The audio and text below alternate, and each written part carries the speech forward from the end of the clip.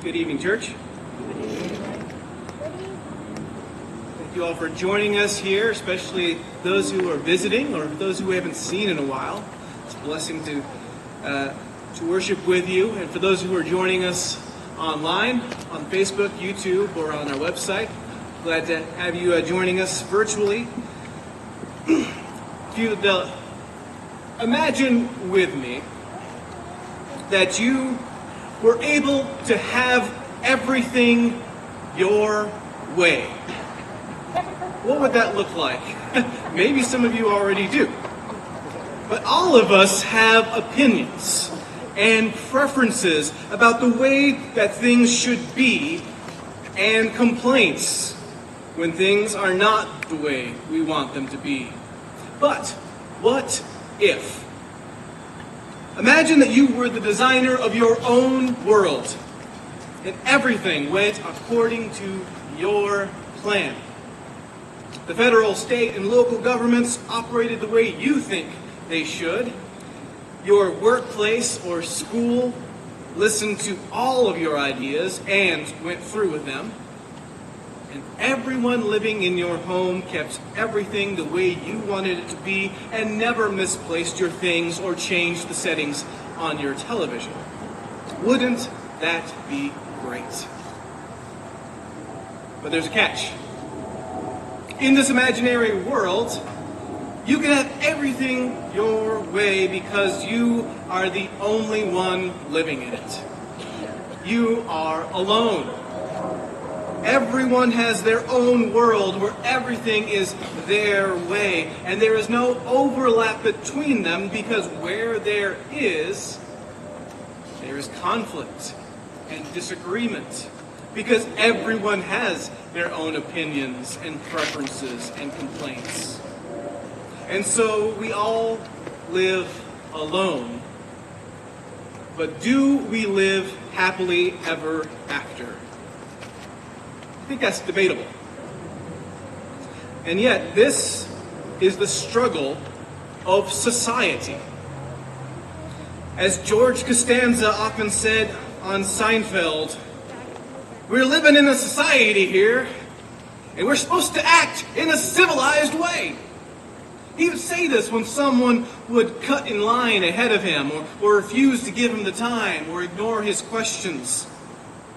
We have rules established for getting along with each other, both written and unwritten, spoken and unspoken. And those unwritten ones are called social norms, which are how we're expected to behave.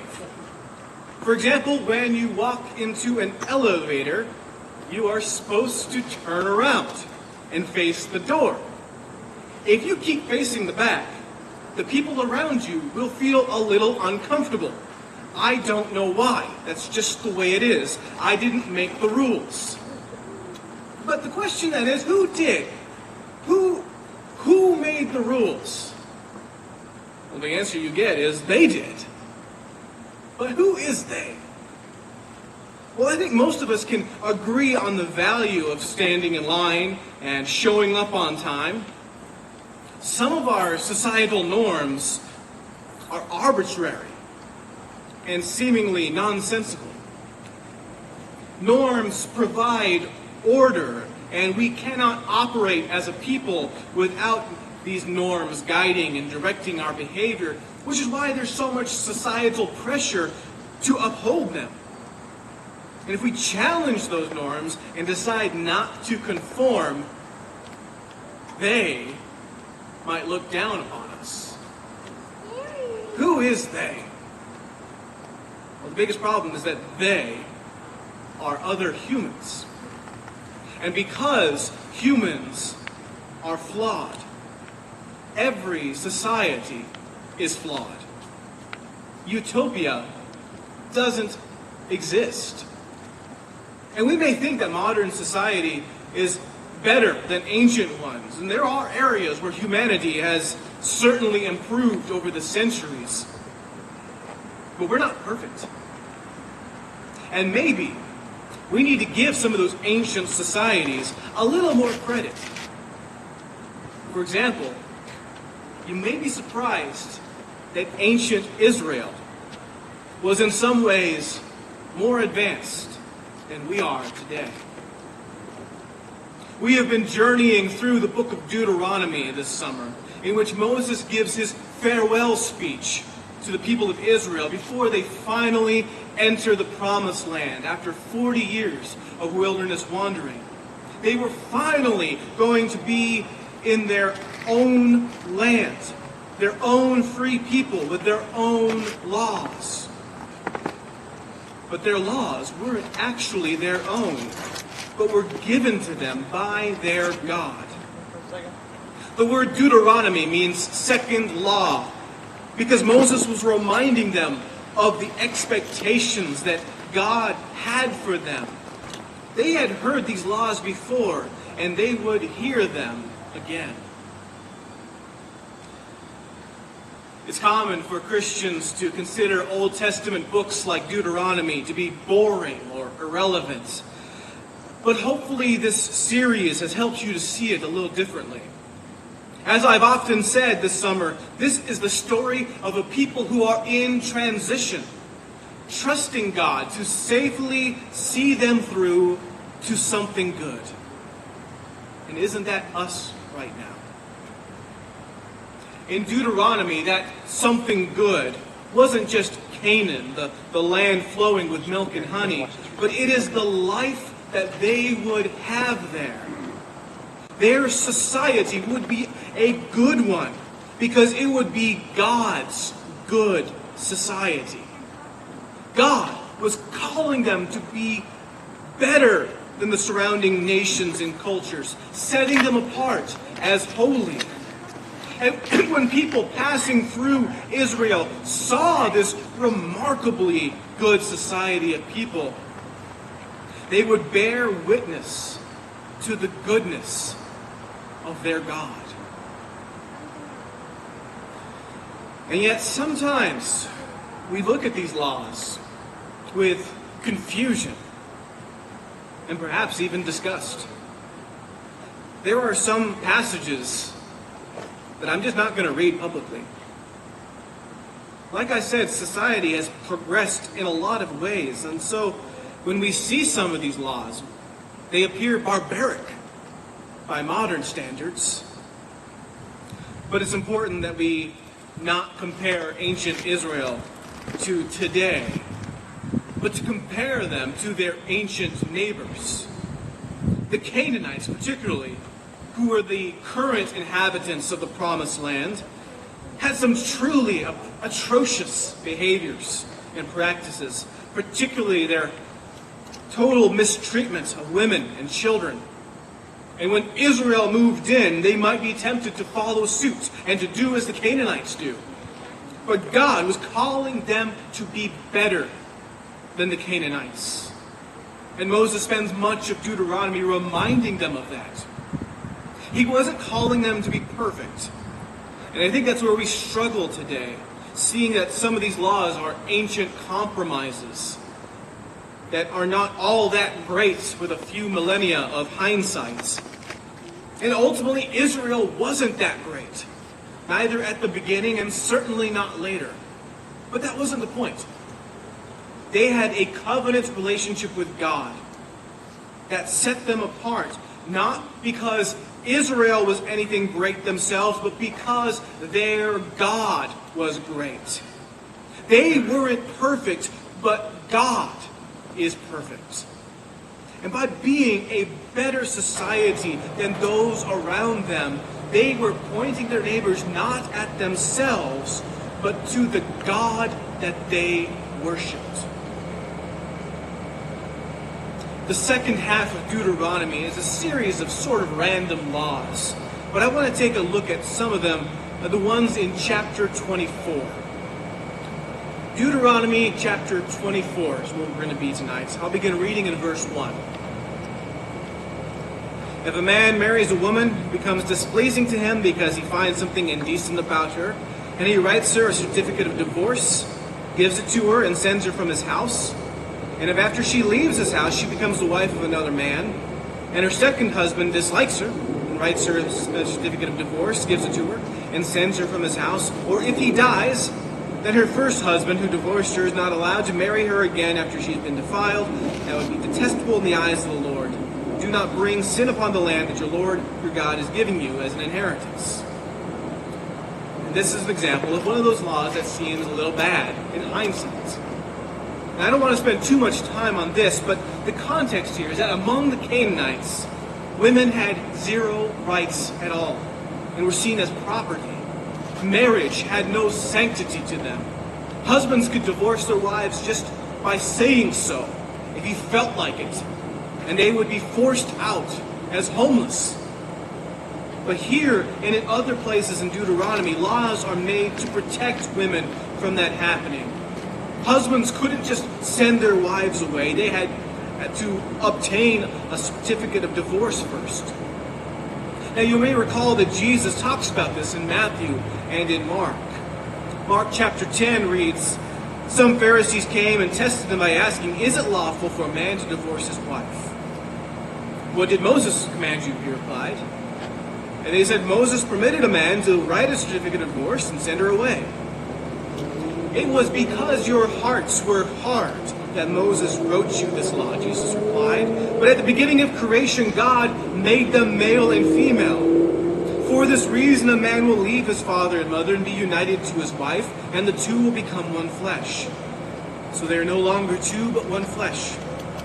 Therefore, what God has joined together, let no one separate.'" This fall, we're going to be studying the Sermon on the Mount.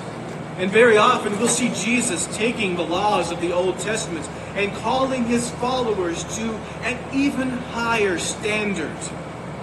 Moses had to compromise with the Israelites because of their hard hearts. They could barely follow the laws as they were given.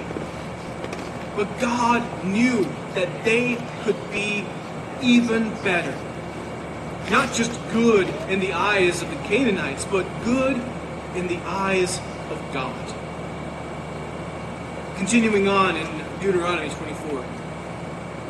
"If a man has recently married, he must not be sent to war or have any other duty laid on him. For 1 year, he is to be free to stay at home and bring happiness to the wife he has married." This is the second time that Moses says this in Deuteronomy. They were about to go to war in their conquest of Canaan, which the book of Joshua would detail. But if anyone had just been married, they were to stay at home and enjoy time with their bride, bringing happiness to her and not immediately giving her the fear of being a young widow, possibly pregnant or with child. I know there are many heartbreaking stories from modern American history of wartime widows. Maybe this law wouldn't be a bad idea today. Verse 6 we read, "Do not take a pair of millstones, not even the upper one, as security for a debt, because that would be taking a person's livelihood as security." You see, a cruel Canaanite lender might take someone's millstones from them, which were used to grind grain and make flour to feed their family. See, several of these laws were about protecting people who owed a debt, ensuring that they weren't oppressed or taken advantage of. Israel would do better. Verse 7 reads, "If someone is caught kidnapping a fellow Israelite and selling them as a slave, the kidnapper must die. You must purge the evil from among you." The death penalty seems harsh, but I think we can agree today that kidnapping and selling someone into slavery is a despicable evil. And yet, despite the millennia that have passed, this is still a major evil in this world today. Next, there's a law about leprosy and keeping the community safe. Then more about protecting a debtor's well-being. And then in verse 14, we see more about protecting the vulnerable, and in this case, hired workers. Do not take advantage of a hired worker who is poor and needy, whether that worker is a fellow Israelite or a foreigner residing in one of your towns. Pay them their wages each day before sunset, because they are poor and are counting on it. Otherwise, they may cry to the Lord against you, and you will be guilty of sin. Verse 16, "Parents are not to be put to death for their children, nor children put to death for their parents. Each will die for their own sin. Again, in Canaanite society, a whole family was responsible for a crime. But Moses was pushing his people toward individual responsibility. You couldn't go after someone's family just because one person sinned against you. I'll read the rest of chapter 24, where Moses gets a little more theological. Verse 17, we begin reading, "Do not deprive the foreigner or the fatherless of justice, or take the cloak of the widow as a pledge. Remember that you were slaves in Egypt, and the Lord your God redeemed you from there. That is why I command you to do this. When you are harvesting in your field and you overlook a sheaf, do not go back to get it. Leave it for the foreigner, the fatherless, and the widow, so that the Lord your God may bless you in all the work of your hands. When you beat the olives from your trees, do not go over the branches a second time. Leave what remains for the foreigner, the fatherless, and the widow. When you harvest the grapes in your vineyard, do not go over the vines again. Leave what remains for the foreigner, the fatherless, and the widow. Remember that you were slaves in Egypt. That is why I command you to do this." We've seen similar laws in Deuteronomy so far, and we'll see even more next week in our lesson from chapter 26, where we'll talk about God's generosity and compassion, which he calls his people to embrace too. God is always calling God's people to be better. Why? Because God knows that we can be. It's like when I look at my children. I expect them to be good because I know that they can be good. I know that they can make it an entire day without hitting each other. And that will happen someday. And yet, children can get away with a lot of things that adults cannot. And it's because they're kids. You can't expect children to act like adults, but you can certainly expect adults to not act like children, even if that's harder for some. Adults are called to a higher standard. Now, I don't think it's wise to consider ancient societies as childlike or immature. It's easy for us to think that we're so much better than our ancestors, when in many ways we really aren't. Still, I would not want to live in ancient Israel. But I wouldn't want to live in ancient anywhere. If Doc Brown pulled up in his DeLorean time machine and told me to get in, I would probably hesitate. Honestly, even going back to the 1950s would give me pause. If I had a choice of location 2,500 years ago, though, I absolutely would have chosen Israel over Canaan or Egypt or Assyria. It's because they were different. And this is how. Israel was a society whose basis was not on they, but based on God. Moses didn't come up with these laws himself, nor did any other human. But they were a gift from God to God's people. And if they followed these laws, if they were faithful and obedient to God, they would be blessed by it. And it would be hard, and it would be challenging, and it would require risks and sacrifice. But the end result is that they would be blessed by living in God's good society. They would be living in a better way than their neighbors, because they would be living according to the way that God created and designed us to live. And yet Israel still was not a utopia. They had God's law, but they just couldn't follow it. It wasn't that the law was flawed. They were. They were still sinners.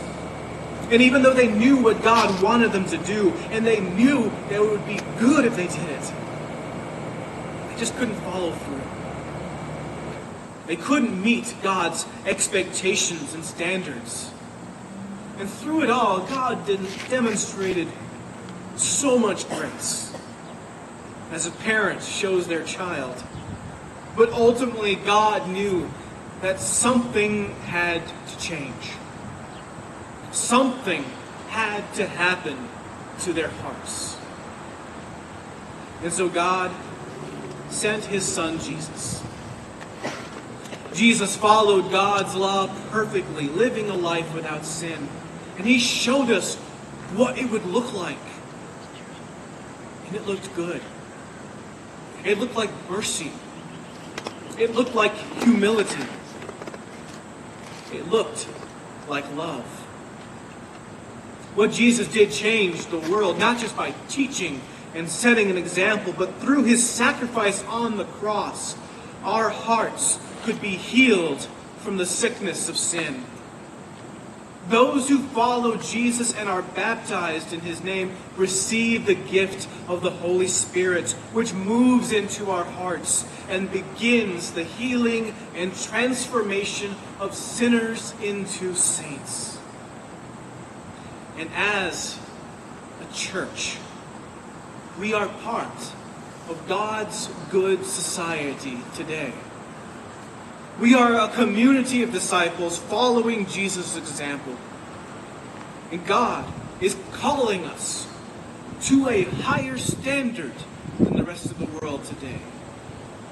We're still not perfect. We're trying. And by the help of God's Spirit, we are all of us, moving toward something good. Something better, something perfect. And one day that utopia will finally come. And together with Jesus, we will live eternally with our God the way things really should be. But until then, we are continually showing the world a little glimpse of heaven in the way that we live and in the way that we love. May the world see this. For this is the gospel that we are preaching. And the good news that we are proclaiming not just with our words, but with our lives. And if you want to be part of God's good society, be a part of God's family, we would love for you to join us. Just let us know. And in all things, may God receive all glory and honor and praise. Let us continue to worship him together. Amen.